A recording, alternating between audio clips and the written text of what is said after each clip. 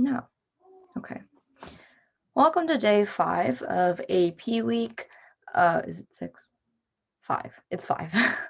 And today we're going to be going over world languages, namely Spanish and Chinese. Actually, we have a kind of exception for French today.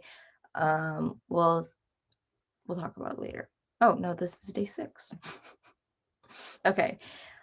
First, we're going to go over speaker introductions. We're going to do the exam overviews, and then after that, we will be doing a Q&A of pre-made questions. And then if you have any other questions, this will be up on social media, so feel free to put it in the comments or anything like that. So our speakers for today are Crystal for Mandarin. We have Lena's not here today, but you can contact her at this handle because she actually won an award for her French. And then Aru for Spanish. We're going to get started. Okay, so this is an overview of the AP Chinese Language and Cultural exam. I put some of the topics that you'll be discussing in this exam. This is basically like an overview of the 6 units. And for this exam, they have an MCQ portion and an FRQ portion. The MCQ includes listening and reading. For the listening, it will be like 25 to 35 questions, and it'll be worth 25% of the exam score. And this is normally 20 minutes long. For the reading portion, you'll have like about 30 to 40 questions, and it will take about 1 hour long. The multiple choice section is, I think, to my opinion, a little easier because you can sort of eliminate the answers. But I feel like the harder portion is probably the free response questions because you will have a 6-question response and a cultural presentation. For the 6-question response, you'll have like a prompt, which is about probably like an interview or a video call with your friend, and you'll have to like answer 6 questions that they ask you on the computer. For the cultural presentation, based on the topics above that I listed, you'll have to make a 4-minute presentation. I mean, a 2-minute presentation, but you'll have 4 minutes to prepare for it. So you don't have to worry too much about it as long as you practice. Okay, so this is a question that a lot of people ask. How would you recommend studying, especially if I'm not a fluent speaker? I don't really speak Mandarin at home, so it's really hard for me to study. But I think that a useful tip is like practicing. You can ask your teacher to help you practice, or you can form like a study group, which is really useful. Or you can also practice your listening skills through like watching Chinese movies, dramas, maybe even listening to Chinese music. I think overall, like the listening portion, that will cover the listening portion. And also for the reading, maybe like you can take a look at some Chinese stories or like books that, or you can just study the vocab well in general. And do you mind if I add something to that, Crystal? Yeah. So I do sometimes speak Chinese at home, but I did notice with some people who aren't native speakers that the like reading and listening is okay, but like the speaking portion especially is hard for a lot of people. So Yeah. and that's like I would say the hardest portion of Yeah. just any language, because just learning like grammar or sentence structure, you can learn it, but you can't like put it inside your brain and then Yeah. kind of configure it to like teach you how to speak to someone else, because that's an entirely different story. So what I would do is, I guess, if you don't have anyone else to talk to in Chinese, I would say, I guess, make your own conversations, because Mm-hmm. sometimes you'll find like YouTube videos of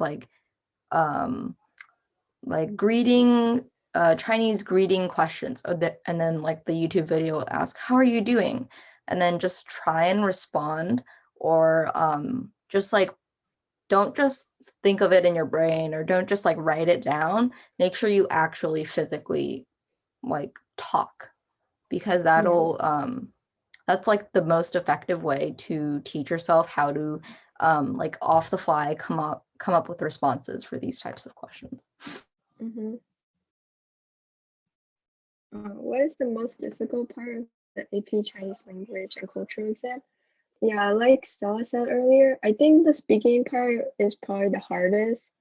And it's really hard, even if you're a natural fluent speaker, sometimes it's hard to like form responses that make you sound really unnatural.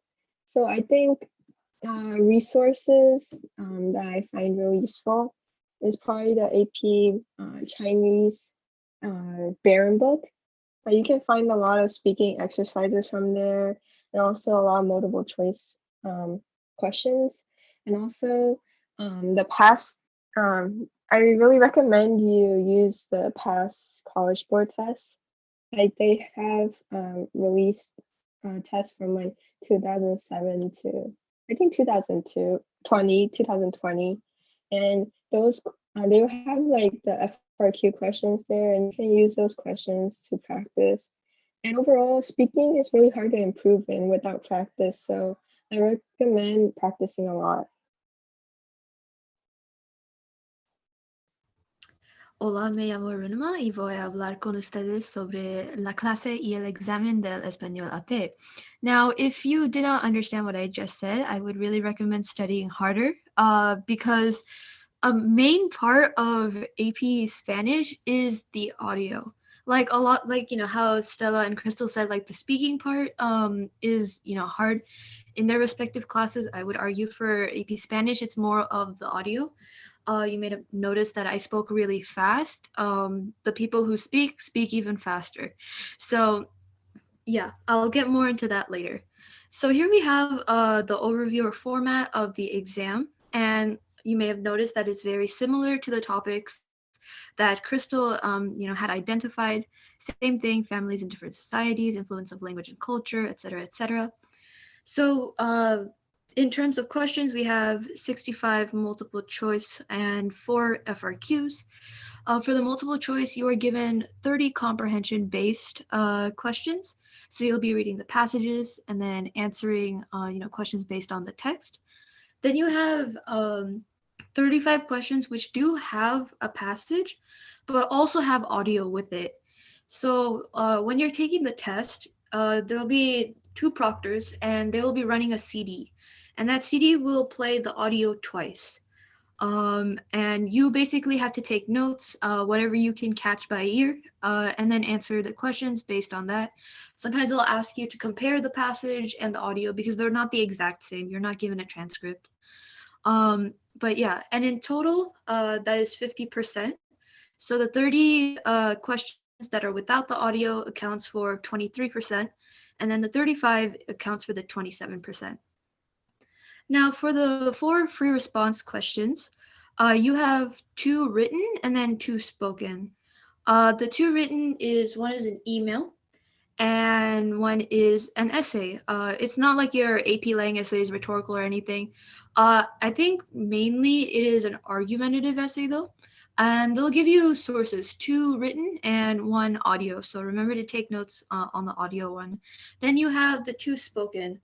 The 2 spoken is one is a conversation, a simulated conversation, and that is just someone's recording of a voice. It could be, a teacher, principal, staff member, or it can be a friend about a project or something like that. You have 20 seconds to reply, and you have to make use of all 20 seconds. You can't go silent for 5. And then the other one is a 2-minute presentation. You are given 4 minutes to, brainstorm, and it's usually like, central on a theme, like, how you see the topics that we have on here.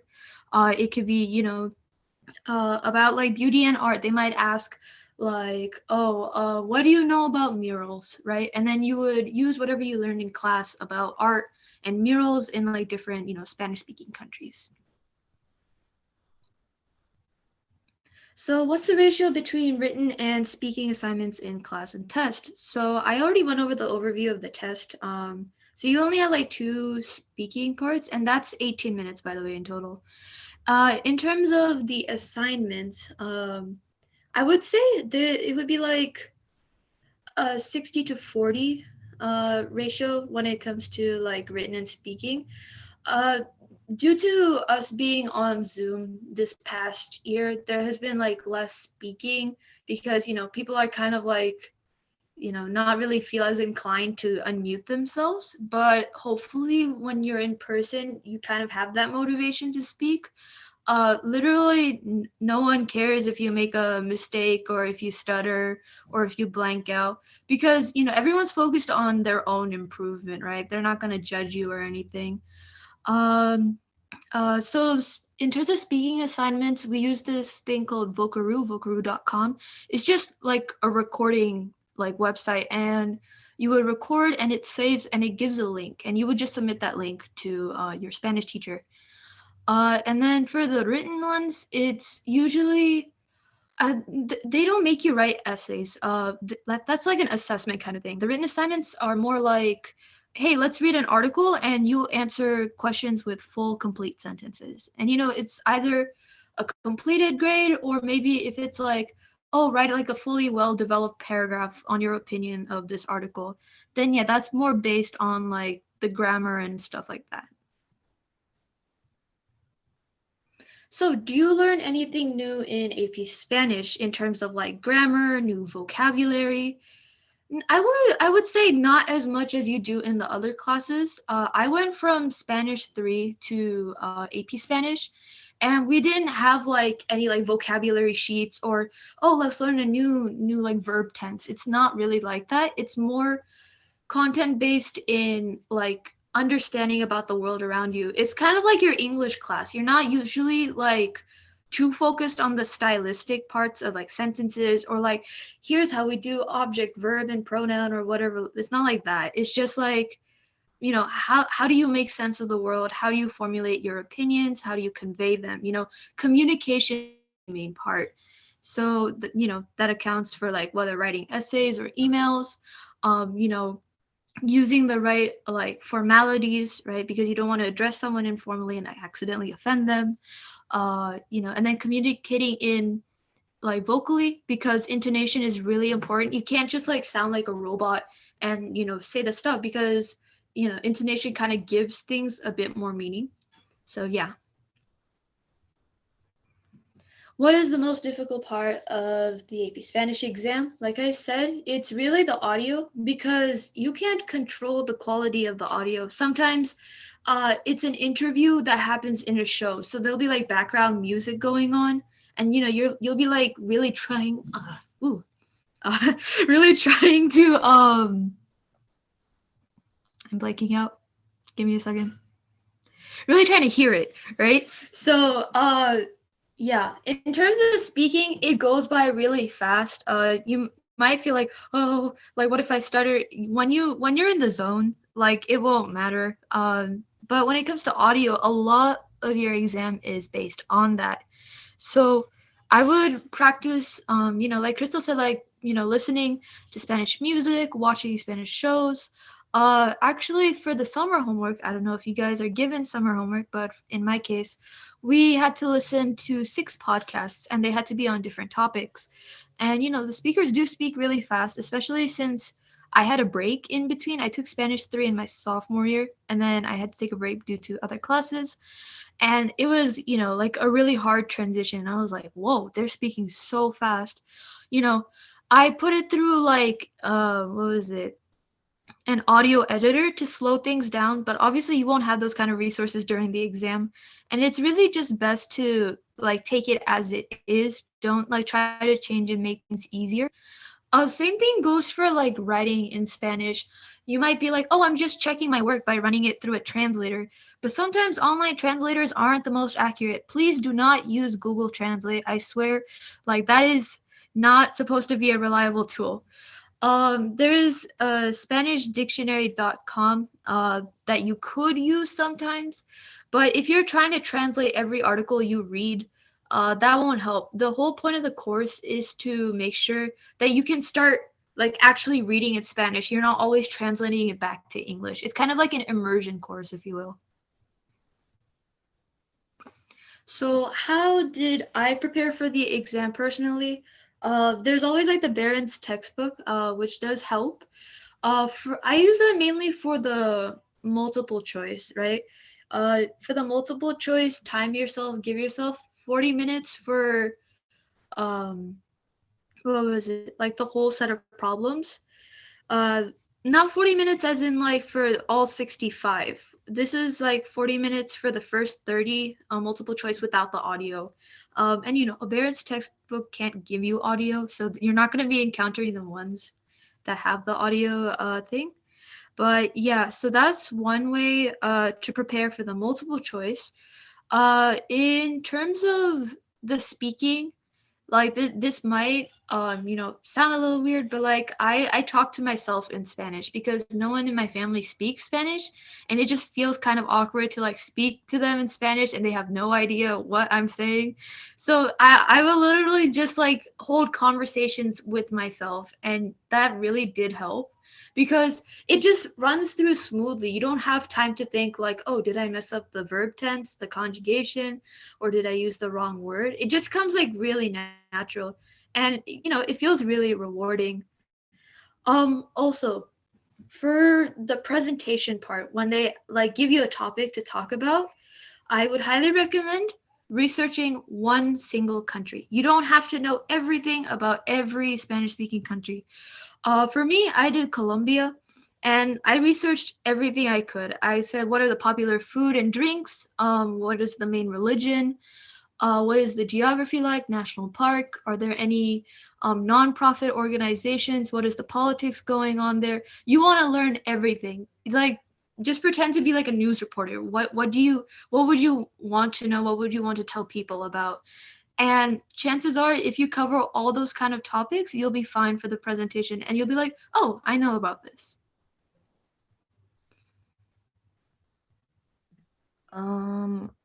Crystal, did you want to add anything to that?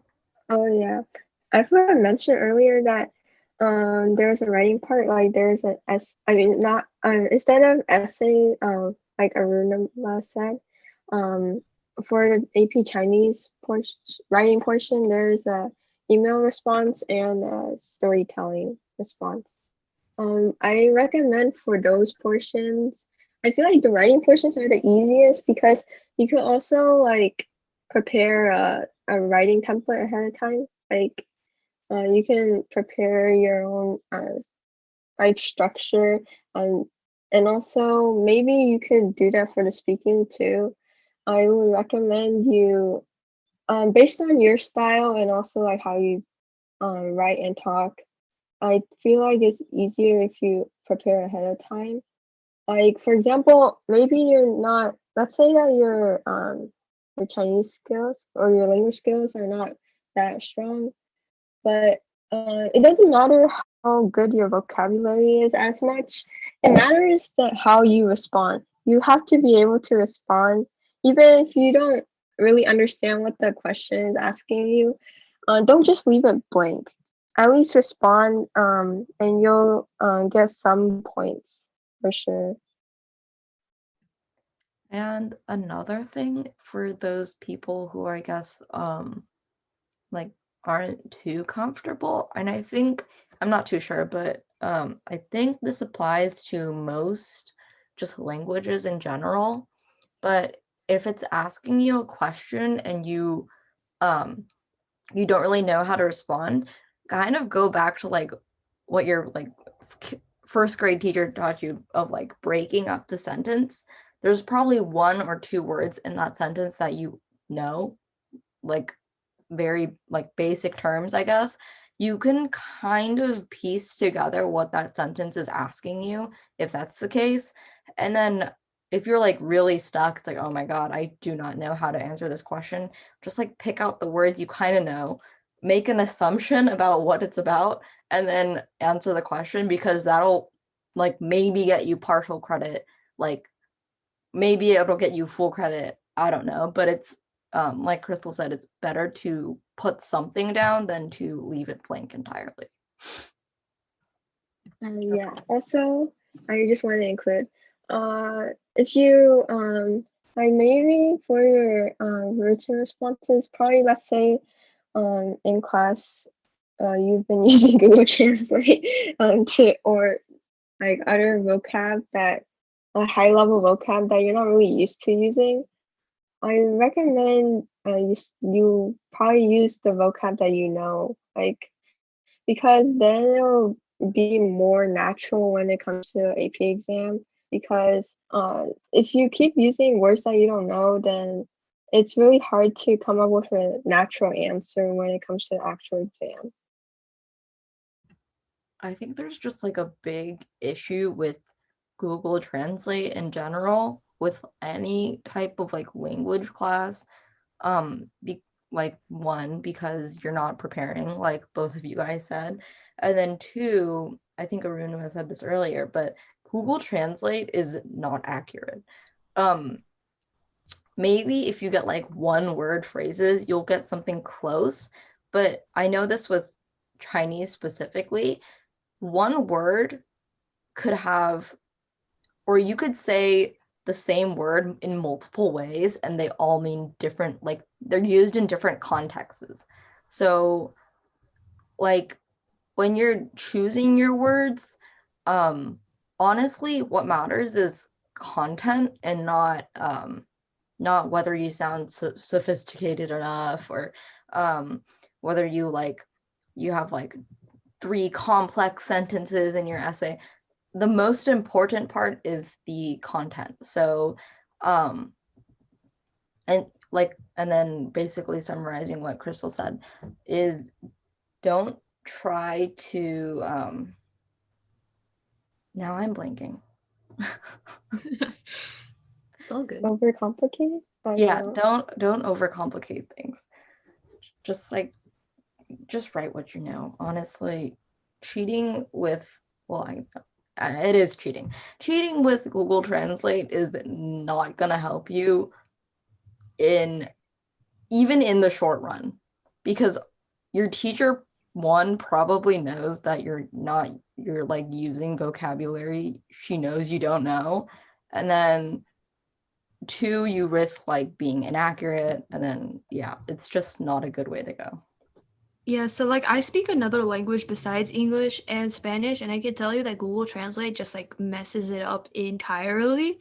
The thing is, like, you might think that Google Translate and let's say other translators that you use kind of line up at sometimes. That's because people work on Google Translate in the Spanish sector a lot, but still, even with that information like given, just know if you're doing it online, your teachers will make sure that they have software in place that doesn't allow you to use Google Translate.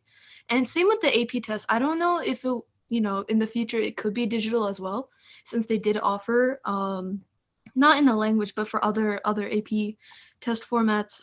If it does happen to be digital, for sure for languages they'll make sure that there's no way to use a translator outside of the app. So yeah, definitely don't rely on, translators. Just try to learn on your own.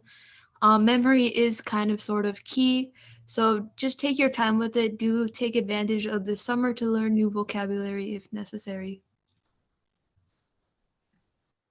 And that was a good way to wrap it up. Anything you guys want to add last minute? No. Not really. Nothing comes to mind. Well, in that case, we are done for today. Just this is part of the video. This is just for the video's sake. This slideshow will be in the description and will also be in the description for the Instagram IGTV video we'll be posting. And then you can find other Bruin information also in down in the description wherever it ends up. And yeah, that is it. A big thank you to our speakers for today. And then last minute reminder that for French, let me see if I can go back. For French, if you are curious about the testing process, what the AP class is like, you can contact Lena at Lena_Cordelia with any questions you may have. Okay, I'm gonna stop recording here and